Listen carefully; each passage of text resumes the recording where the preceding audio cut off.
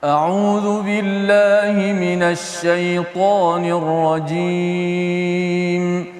بسم الله الرحمن الرحيم. الحمد لله رب العالمين. الرحمن الرحيم. مالك يوم الدين. إياك نعبد وإياك نستعين. اهدنا الصراط المستقيم. صراط الذين أنعمت عليهم غير المغضوب عليهم ولا الضالين.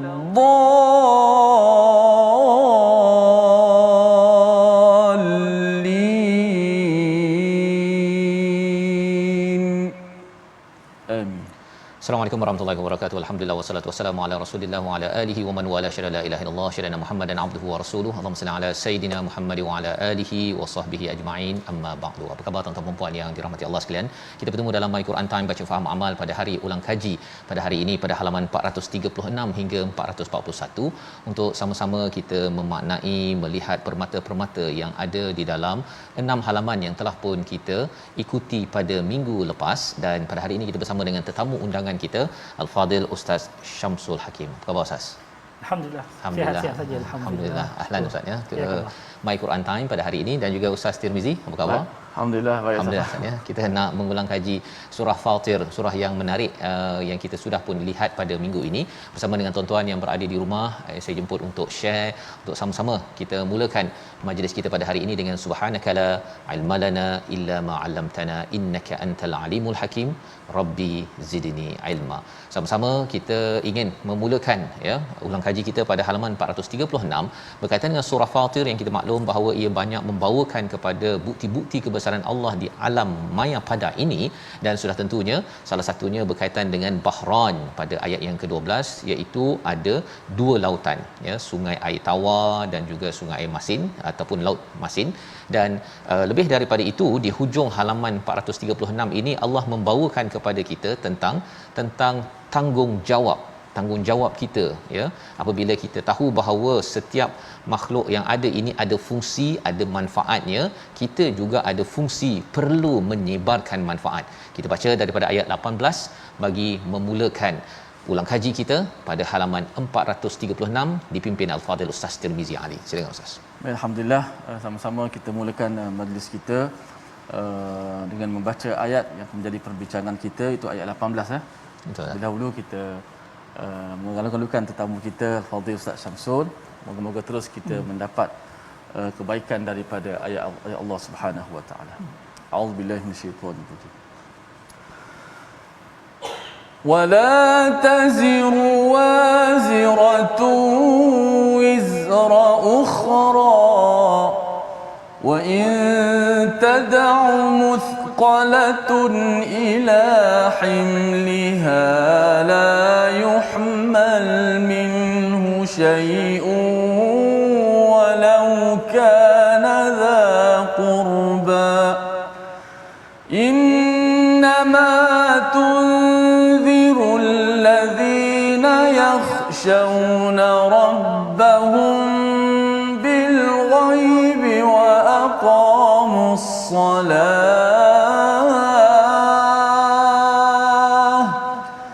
ومن تزكى فإنما يتزكى لنفسه وإلى الله المصير. صدق الله. Surah Al-Azim ayat 18 daripada surah Fatir. Dan orang-orang yang berdosa tidak akan memikul dosa orang lain, dan jika seorang dibebani dosa yang berat mahukan untuk memikul bebannya, maka tidak dapat dipikul pun sedikit pun, meskipun yang dipanggilnya itu adalah kaum kerabat. Sesungguhnya yang dapat engkau beri peringatan hanyalah orang yang takut kepada Tuhannya. walaupun mereka tidak melihatnya, dan mereka yang melaksanakan solat, dan barang siapa yang menyucikan dirinya sesungguhnya dia menyucikan diri untuk kebaikan dirinya, dan kepada Allah lah tempat kembali.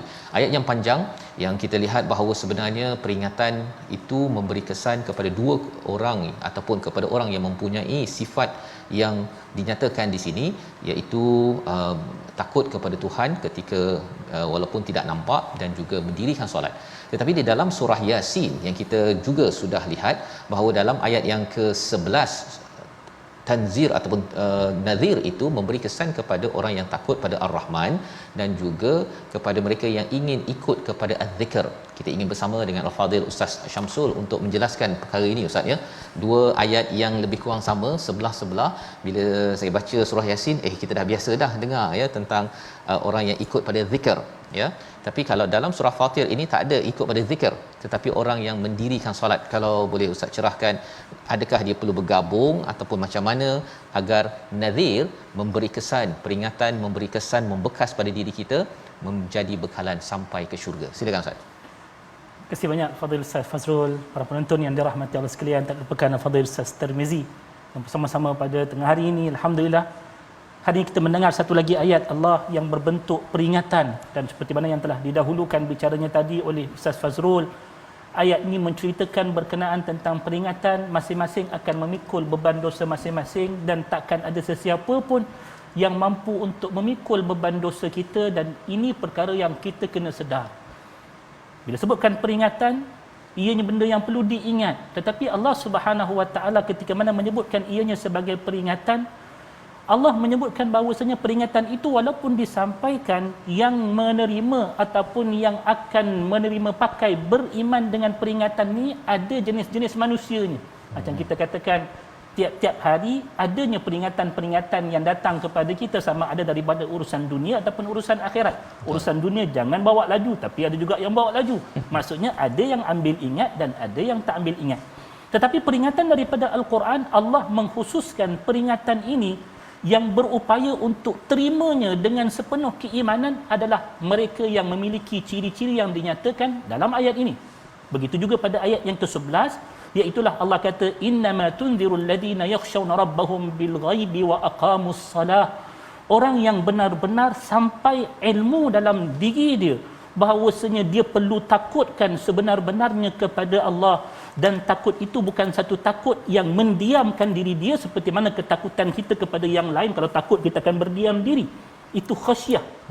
Tetapi Allah tunjukkan bahawasanya khasyah itu tak cukup untuk mencapai maqam khauf, iaitulah dia mesti kena ada gerak, kena ada perbuatan. Iaitulah bila mana kita takut, kita akan membuat sesuatu perkara yang akan mengeluarkan kita daripada daerah ketakutan kepada daerah kecintaan. Orang yang takutkan akan Allah, dia bukan melarikan dirinya daripada Allah, tetapi dia akan berlari kepada Allah. Fafirru ilallah wasari'u ila maghfiratin min rabbikum. Dan inilah juga bentuk yang sama kita dapat lihat pada surah Yasin ayat yang ke-11. Allah kata, innama tunzirul ladina yakhshawna rabbahum, innama tunziru man ittaba'a dzikra. Yang pertama dia kena buat apa dia? Dia kena ingat Allah, dia kena zikir, perbuatan. Kemudian ditambahkan kepada takut, khasyah tadi. Maka di sini Allah kata, kalau kita nak peringatan Al-Quran itu memberikan kesan kepada diri kita, kita kena mesti ada khasyah, takut sungguh-sungguh kepada Allah. Tetapi takut itu berbeza daripada takut yang lain. Kita kena beramal dengan takut kita. Ada orang takutkan neraka, tapi perbuatannya tak melambangkan dia takut neraka. Orang takutkan Allah, dia kata saya takut Allah, tapi tak terjelas pada diri dia perbuatan dia takut Allah. Maka di sinilah Allah menyatakan bahawasanya orang yang takutkan akan Allah, mereka itu diberikan kiasannya seperti mana orang yang hidup. Orang yang hidup dia bekerja.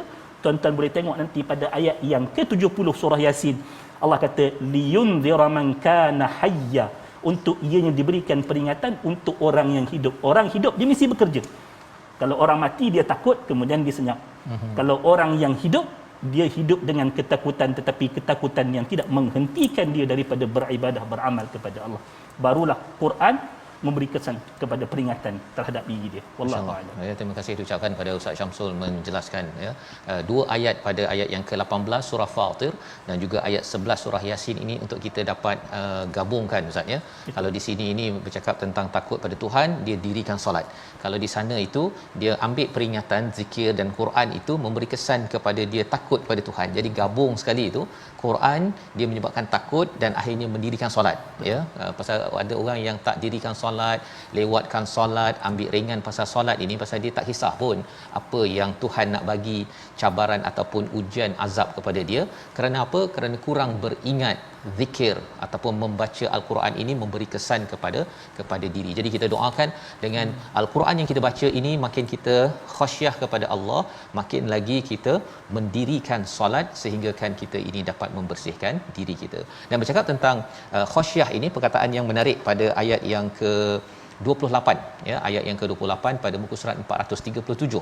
Mari sama-sama kita baca selepas kita diperkenalkan tentang gunung warna merah, warna putih, warna hitam, buah-buahan ada banyak warna, ada keluar perkataan innama yakhshallaha min ibadihil ulama. Kita baca ayat 28 dipimpin Ustaz Tirmizi. Alhamdulillah masyaallah. Wa minan nasi wad-dawabi wal an'ami mukhtalifun alwanuhu kadhalik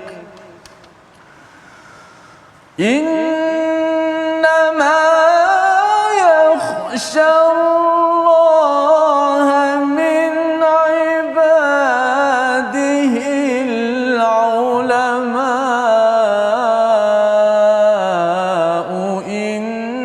innallaha azizun ghafur.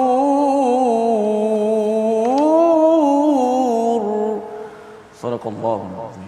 Surah Al-Azim, itulah bacaan daripada ayat yang ke 28 sebentar tadi. Menarik perkataan di sini ya, maksud ayat 28 ini, dan demikian di antara manusia makhluk bergerak yang bernyawa dan haiwan ternakan yang bermacam-macam warna, bukan sekadar gunung pelbagai warna buah-buahan tetapi manusia. Dan di antara hamba-hamba Allah yang takut kepadanya hanyalah para ulama. Sesungguhnya Allah Maha Perkasa lagi Maha Pengampun. Jadi cerita pasal manusia pelbagai warna Ustaz ya, selepas cerita pasal buah-buah pelbagai warna tersebut, Allah bawakan ayat yang selalu famous lah ni, innama yakhshallaha min ibadihi ulama. Kalau Ustaz boleh ceritakan ini ulama yang macam mana ya, dan apa kaitan, mengapa selepas cakap pasal ayat-ayat sains timbul pula istilah ini, dan penggunaan perkataan yahsha, kalau yang tadi itu yahshauna ya, dan kalau katakan dalam surah Yasin itu khasyia. Dia macam sama ke tak sama perkataan ini? Apa beza dengan khauf? Banyak soalan dalam soalan. Silakan Ustaz. Terima kasih banyak yang berbahagia Ustaz Fazrul dan juga Ustaz Tirmizi serta seluruh para penonton yang mudah-mudahan kita doakan ada keberkatan pada perkongsian ilmu kita pada tengah hari ini. Tuan-tuan dan juga puan-puan, ayat yang kita bicarakan seperti mana ayat yang kita bacakan sebentar tadi, ayat 18, ayat yang ke-11 surah Yasin, ketiga-tiganya menggunakan lafaz yang berpunca daripada kata akar yang sama, iaitu khasyiyah. Kalau kita baca dalam terjemahan, ianya membawa maksud takut. Tapi tuan-tuan, sebenarnya kalimah takut dalam bahasa Arab ada beberapa kalimah yang lain. Antaranya iaitulah kalimah al-khauf. Kalau tuan-tuan biasa baca surah Ar-Rahman, Tuhan menyatakan waliman khafa maqama rabbih jannatan. Bagi orang yang adanya ketakutan terhadap Tuhannya, bagi mereka itu dua syurga. Di situ digunakan kalimah khafa, iaitu khauf tersebut. Dan kalau kita lihat pada surah yang lain, antaranya surah Qasas ayat yang ke-32, ada satu lagi kalimah yang menggambarkan kalimah takut, iaitu ar-rahbu. Yang disebutkan usluk yadaka ila fi jaybika, usluk yadaka fi jaybika takhruj bayda'a min ghairi su'i wadmum ilaika janahaka minar rahm. Allah kata, masukkanlah kedua tangan kamu di bawah ketiak kamu ni, ianya akan menghasilkan cahaya pada kedua belah tapak tangan tersebut, dan ketika mana kamu rasa bimbang, kamu letakkanlah juga tangan tersebut di bawah ketiak tersebut untuk mendatangkan rasa tenang. So di situ kalimah ar-rahb juga takut sebenarnya. Cuma apa beza di antara kalimah al-khauf, al-khasyah dan juga ar-rahbu? Asal bagi ketakutan yang berkaitan dengan takwa kepada Allah. Kalau orang tanya apa maksud takwa, antara takrifan yang popular, al-khaufu minal jalil, takut dengan Allah Subhanahu wa taala. Tetapi asal kalimah al-khauf ini yang merupakan pokok bagi takut, di bawahnya itu ada dua lagi sifat takut yang perlu disertakan. Yang pertamanya iaitulah al-khasyah. Al-khasyah ni ialah satu cabang daripada sifat al-khauf, di mana al-khasyah ni kalau seorang takut, itu akan membuatkan dirinya tenang, khusyuk, berdiam diri. Orang yang dengar akan ayat Allah, dengar peringatan daripada Allah, dia takkan sanggup untuk buat kerja lain, sebab Tuhan kata wa idza quri'al qur'anu fastami'u lahu wa ansitu. Walaupun orang tak nampak, dia duduk seorang-seorang, Allah dibacakan kepada dia ayat Allah, takut dia, Allah marah dia, dia dengar elok-elok, dengar diam. Pasal apa? Sebab adanya takut yang membuatkan dia berdiam diri. Itu khasyah. Dan kemudiannya yang keduanya ar-rahbu. Ar-rahbu ni takut yang menghasilkan gerak. Contohnya macam seorang yang ketakutan, dia akan menggeletar. So takut yang menghasilkan gerak, itu yang dikatakan ar-rahbu. Lalu kedua-duanya al-khasyah dan juga ar-rahbu yang berada di bawah al-khauf, inilah yang menghasilkan takwa yang sebenar. Orang yang takut pada Allah, selepas daripada dia melihat kebesaran-kebesaran Allah pada ayat yang ke-28, dia tengoknya yang adanya gunung ganang yang berwarna-warni, bukan dia merasa takjub dan juga kagum terhadap makhluk ciptaan Allah, tapi dia merasakan kebesaran Allah lebih besar daripada makhluk yang dilihatnya, menjadikan dirinya takut untuk lawan Allah, takut untuk melakukan maksiat kepada Allah. Dia berdiam diri, mengekang diri dia daripada maksiat, itu khasyah. Tetapi bila mana dia dah kekang diri dia daripada melakukan maksiat, dia akan segera berbuat taat, maka itulah ar-rahbu. Di situlah jalinan maksud al-khauf, perbezaan di antara al-khauf, al-khasyah yang merupakan satu daripada konten al-khauf, dan juga ar-rahbu yang melengkapkan sifat khauf. Bila mana orang beriman adanya ciri-ciri ini, seperti mana yang Allah sebutkan kepada para ulama. Kenapa mereka dikatakan orang yang paling takut kepada Allah? Sebab mereka takut tu dengan ilmu yang sebenar, bukan buat-buat takut, tetapi dia dapat ilmu yang menjadikan dia takut kepada Allah, dan seterusnya menggerakkan dia pada amal. Kalau takat kita kata takut mengalir air mata tapi duduk diam tak semayang, itu bukan takut namanya Ustaz. Itu namanya program motivasi saja. Okey, jadi perkara itu yang kita perlu faham. Dan masya-Allah ya, khauf, khasyah dan juga rahb sebentar tadi dapat menjelaskan kepada kita betapa apabila kita bercakap tentang khauf, ya, kita takut daripada segala perkara mara bahaya Ustaz ya, yang ada kaitan dengan wiqayah, itu kita nak jauhkan daripada segala bahaya. Rupanya kena ada khasyah, kena ada rahb sebentar tadi. Asasnya ilmu, dan ilmu itu yang menggerakkan, bukannya ilmu yang sekadar rasa dalam hati saja, mengalir air mata Ustaz cakap tadi tu kan ya, tapi lepas tu besoknya dia pergi tengking lagi, cikgu mak dia tak nak pergi sekolah, rupa dia baru pergi program untuk mengalirkan air mata ya, bukan program yang menimbulkan khasyah dalam diri. Jadi ini pelajaran yang penting, dan sudah tentunya orang-orang yang nak mencari ilmu ini, nak mencari keampunan Allah, Allah nyatakan pada ayat 29 pakejnya ialah tilawah kitab Allah, wa aqamus salah, dan juga infak. Ini adalah info kepada jurulatih lah Ustaz ya. Kalau nak bina anak murid yang datang dengan ilmu khasyahnya tadi tu, bukan sekadar 2 jam. Saya pernah lah juga buat program dulu Ustaz ya, kita guna teknik-teknik tertentu, pasang muzik dan sebagainya. Memang sekejap je boleh nangis kan, tapi nangis itu bukanlah yang membawa pada istilah khauf sebentar tadi. Jadi kita tahu pakej yang sebenarnya ayat 29, sehingga kan anak murid itu makin dekat dengan kitab Allah, makin mendirikan solat, makin berinfak. Itulah satu perjuangan ghafur ya, untuk mendapatkan keampunan daripada Allah Subhanahu Wa Taala. Jadi bercakap tentang berinteraksi dengan Quran ini, ada 3 respon daripada masyarakat ataupun daripada kalangan manusia. Ini yang kita akan baca pada ayat 32. Kalau tuan-tuan dah tahu apakah 3 kategori tersebut, tuliskan di ruang komen. Tapi kita rehat sebentar.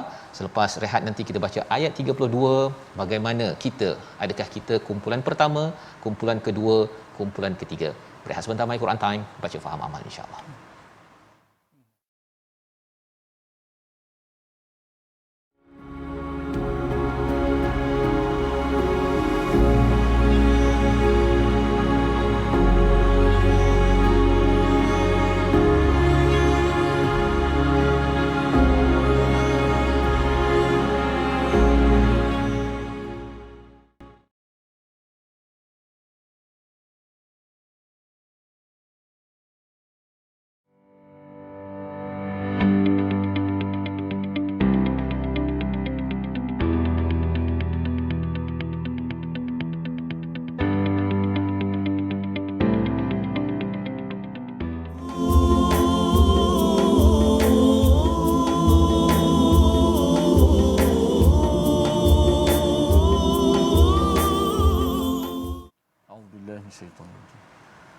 بسم الله الرحمن الرحيم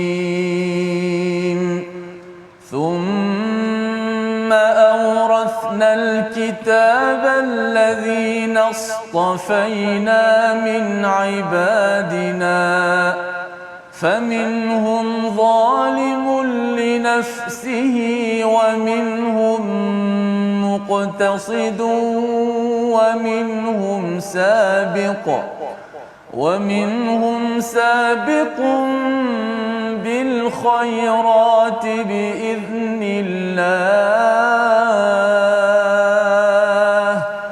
ذلك هو الفضل الكبير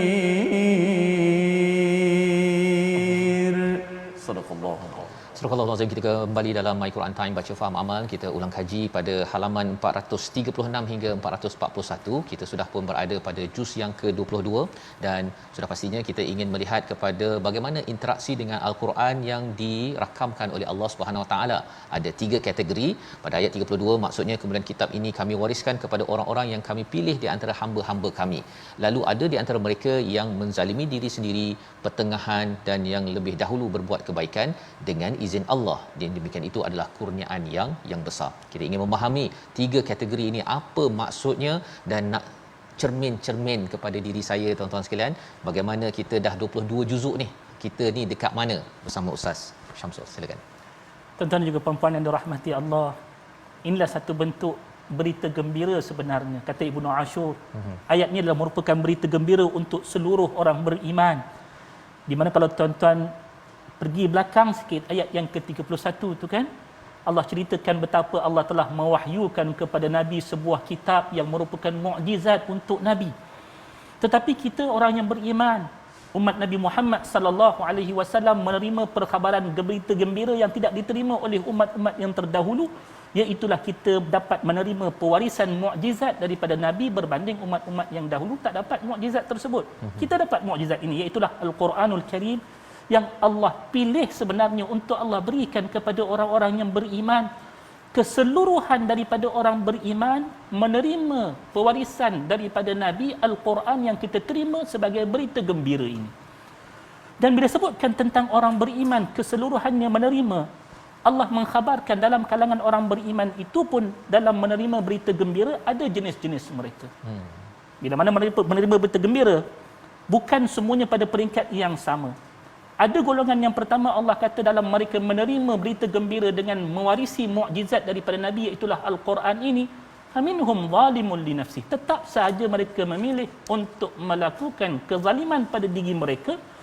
Cuma bila kita sebutkan berita gembira pada golongan yang pertama yang disebutkan sebagai menzalimi diri mereka sendiri, iaitulah yang terus melakukan kemungkaran dan tidak tergerak hati untuk melakukan kebaikan, melainkan tinggal dalam diri mereka secebis iman. Ada iman yang secebis, lalu pada ketika itu ketahuilah wahai mereka yang memiliki sifat yang pertama, andai kata kita berada pada golongan yang pertama, ketahuilah ini juga berita gembira untuk kita bahawasanya Al-Quran itu bukan takat hadir untuk orang-orang yang baik-baik, tetapi Allah sebutkan Quran ini hadir untuk orang-orang yang zalim pada diri mereka untuk memberikan mereka harapan. Seperti mana kalau kita buka dalam surah Az-Zumar ayat yang ke-53, Allah kata apa dia? Qul ya ibadiyalladzina asrafu ala anfusihim la taqnatu min rahmatillah. Wahai orang yang hari ini tenggelam dalam dosa mereka, ada secebis iman dalam diri kita, gerakkanlah iman tersebut untuk menaiki tingkatan yang berikutnya, kata Allah.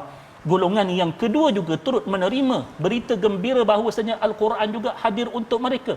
Wa minhum muqtasid. Muqtasid ni apa dia? Diterjemahkan sebagai golongan yang sederhana. Sekejap-sekejap buat baik, tapi dalam keadaan tertentu buat jahat juga. 50-50 orang kata. So-so ya. Na'udzubillah min dzalik. Mudah-mudahan kita juga terhindar daripada golongan ini. Tapi andai katalah kita berada dalam golongan ini, ketahuilah bahawasanya inilah berita gembira daripada Allah, hadirnya Al-Quran untuk kita. Seperti mana kalau kita lihat dalam firman Allah pada surah Ali Imran ayat 133, berita gembira untuk orang yang so-so. Allah kata apa dia? Wasari'u ila maghfiratin min rabbikum.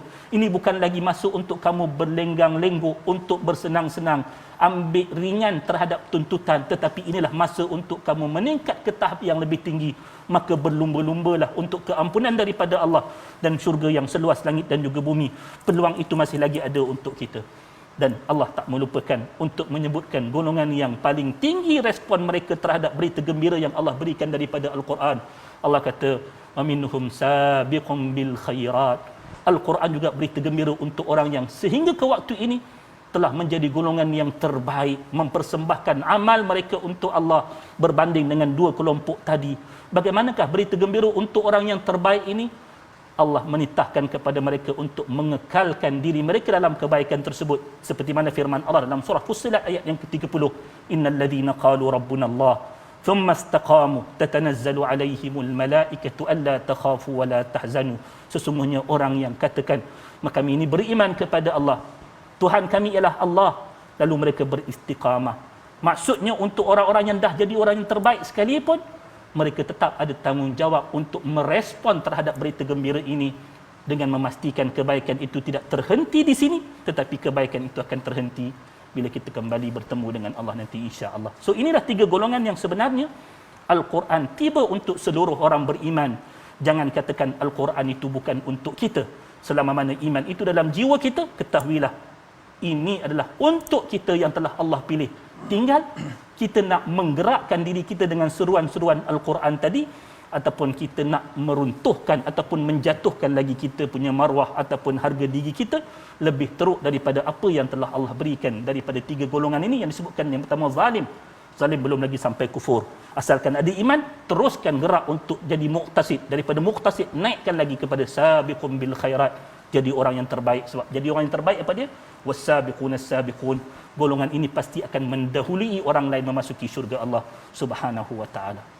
InsyaAllah, terima kasih ucapkan pada Ustaz Syamsul menjelaskan ayat 32 ini sebagai satu motivasi kepada kita ya, yang diwarisi ataupun diwariskan dengan Alkitab. Dan kalau kita dapat harta waris lah Ustaz ya, sebenarnya ada orang yang kata alah okeylah kan, ada yang linggang kangkung dia untuk mesyuarat dan pembahagian, tapi ada yang dus terus ya, pecut untuk mendapatkan harta waris tersebut, tapi dah ada harta dah kan, dah potensi untuk terus mendapat fadlul kabir. Kalau Al-Quran ini sebagai kurniaan yang besar, kita ambil langkah-langkahnya ya, langkah-langkahnya, dan kita doakan kalau katakan kita berada di kumpulan yang nombor 1 tadi itu, zalimul li nafsih itu, kita upgrade ya, kita naik tarafkan, kerana ini adalah untuk semua lah Ustaz ya, untuk semua peluang ini, bukannya hanya bagi orang yang dah memang apa istilahnya dah baik kan, ini sesuai lah dah kayangan dia punya amalan dia,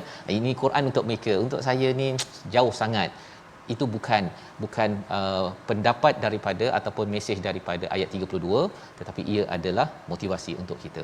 Jadi dengan semangat itulah Allah memberitahu pada kita pelbagai ganjaran yang berada di syurga ya.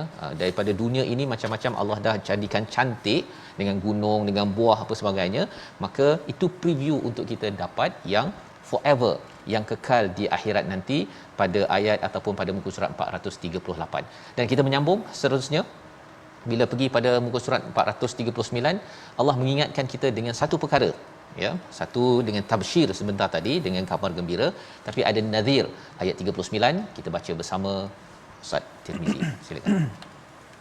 A'udzubillahi minasyaitonir rajim. Huwallazi ja'alakum khalaifa fil ard faman kafara fa'alayhi kufruhu wa la yazidul kafirina kufruhum 'inda rabbihim illa maqta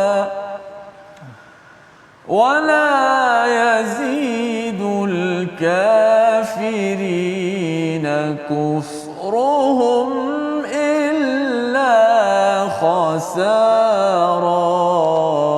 Sadaqallahu.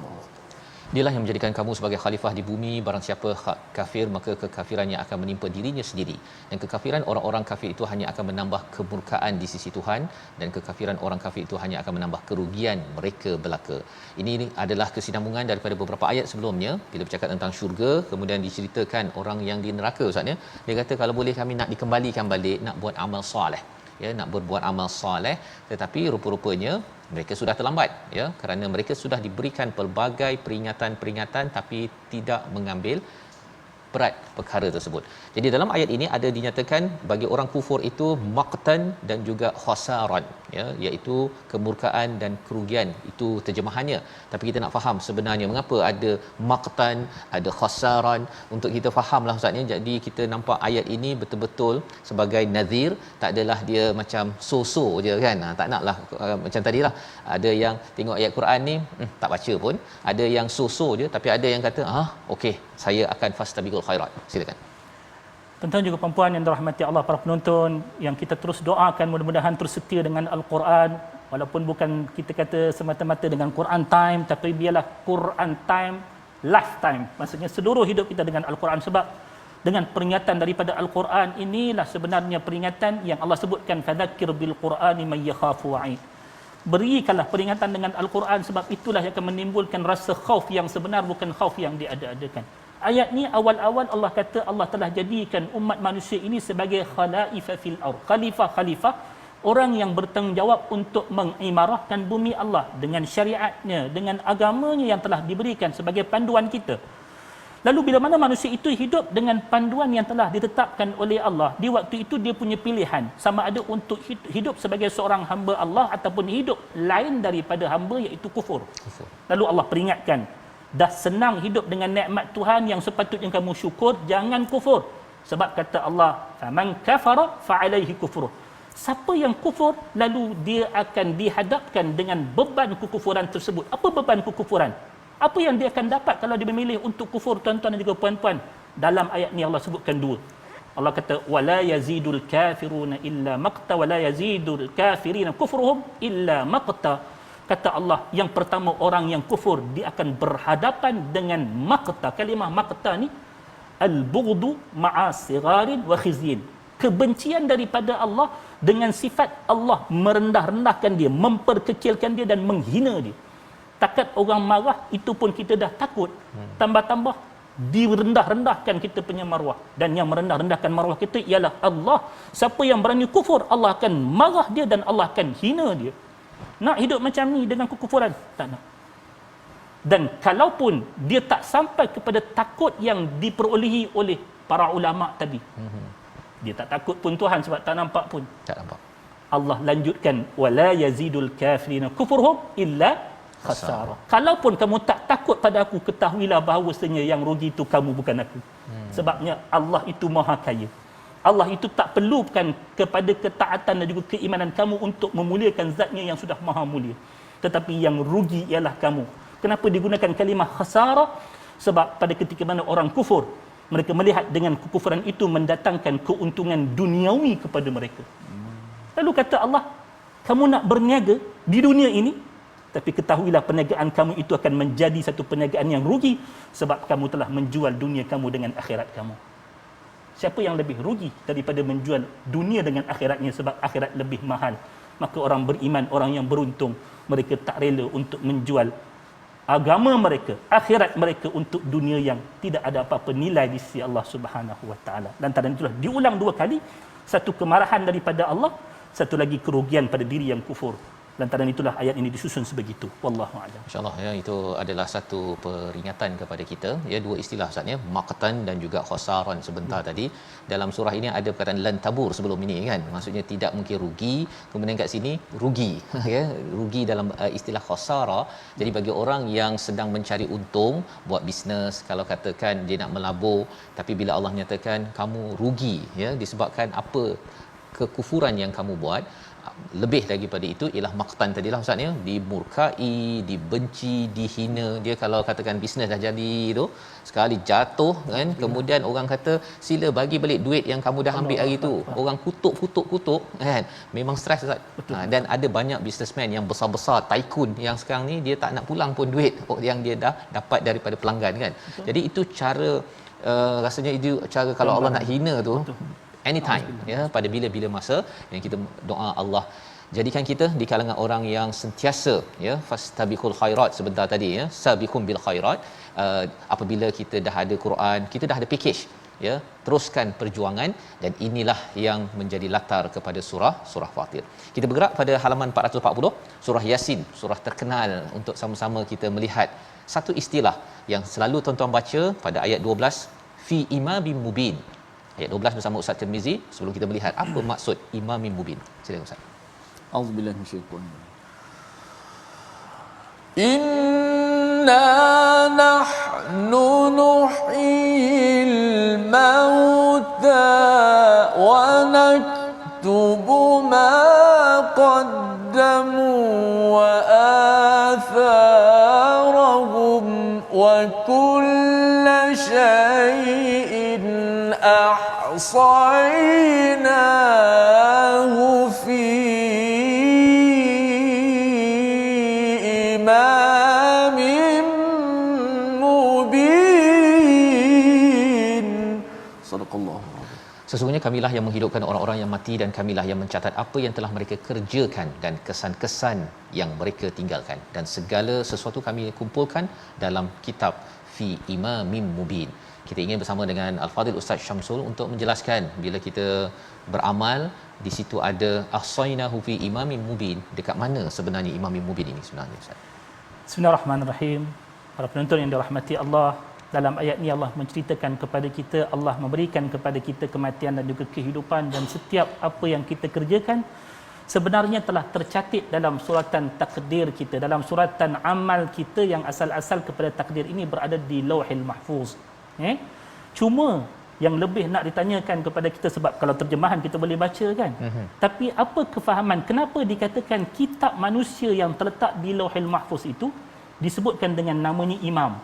Kenapa dikatakan kitab itu imam? Pelik, macam jauh je mana masa Melayu kita, kan.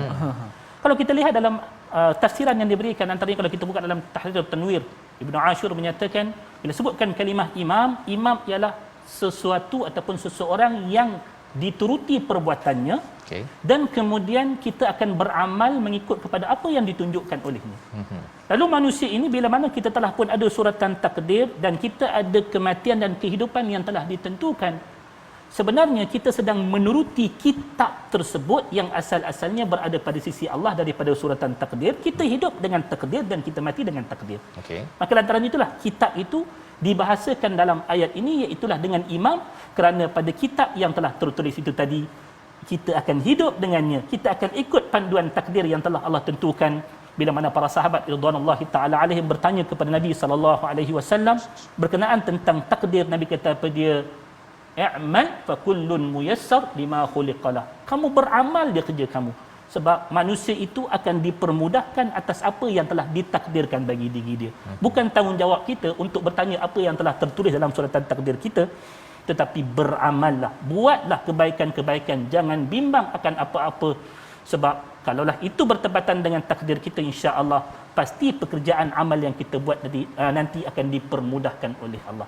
Maka lantaran itulah dibahasakan kitab suratan kehidupan kita, takdir kita itu dengan imam pada ayat ni. Wallahu a'lam. Masya-Allah, itu adalah penerangan tentang bagaimana yang selalu kita baca Imam Mubin ini yang kita ikut.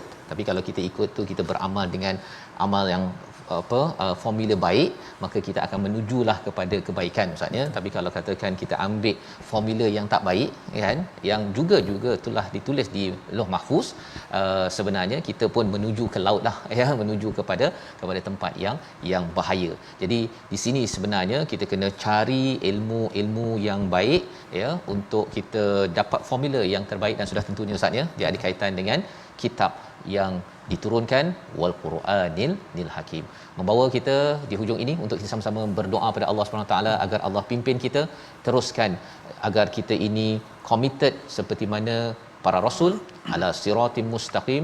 Dan di hujung ini kita berdoa bersama Al-Fadil Ustaz Syamsul. Silakan Ustaz. Bismillahirrahmanirrahim.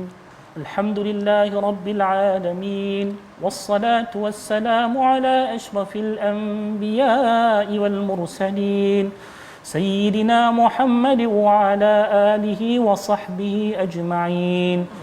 Allahumma inna abiduk, banu abidik, banu ima'ik, nawasina biyadik, madin fina hukmuk, عدل فينا قضاؤك. نسألك اللهم من كل اسم هو لك سميت به نفسك أو أنزلته في كتابك أو علمته أحدا من خلقك أو استأثرت به في علم الغيب عندك أن تجعل القرآن العظيم ربيع قلوبنا ونور صدورنا وجلاء أحزاننا وذهاب همومنا وغمومنا. اللهم ذكرنا منه ما نسينا وعلمنا منه ما جهلنا وارزقنا تلاوته آناء الليل وأطراف النهار واجعله لنا حجة يا رب العالمين. ربنا آتنا في الدنيا حسنة وفي الآخرة حسنة وقنا عذاب النار. وصلى الله على سيدنا محمد وعلى آله وصحبه وسلم والحمد لله رب العالمين. Amin ya rabbal alamin. Terima kasih diucapkan pada Fadil Ustaz Syamsul memimpin bacaan doa dan berkongsi Ustaz permata-permata daripada surah Fatir dan permulaan kepada surah Yasin. Moga-moga Allah terus hidupkan qalbul Quran dalam hati kita, dalam masyarakat kita, dan inilah yang kita ingin gerakkan dalam tabung gerakan Al-Quran, di mana dengan sumbangan tuan-tuan, sumbangan ini sudah pastinya akan memberi manfaat. Kita nak menggerakkan masyarakat. Kalau surah Yasin itu qalbul Quran dengan dakwah, maka dengan sumbangan tuan-tuanlah dakwah Al-Quran ini akan terus bersemi dan terus mekar di Malaysia dan juga di seluruh dunia. Kita bertemu lagi dalam ulangan pada malam ini dan juga pagi esok, dan terus kita akan menyambung beberapa lagi halaman seterusnya daripada surah Yasin dan surah-surah yang menarik dalam My Quran Time, baca faham amal, insya-Allah.